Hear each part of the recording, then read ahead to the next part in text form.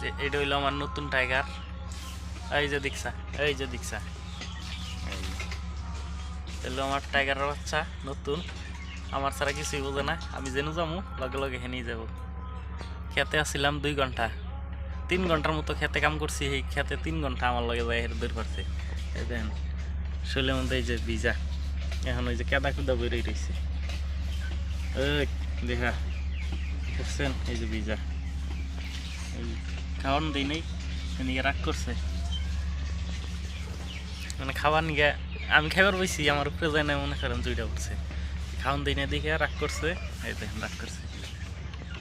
এই টাইগার, এই এই এদিক, এই আরে খাওয়ান দিব এখন, এই খাওয়ান দিব, যা রাগ করিস না, এই রাগ করিস না, যা।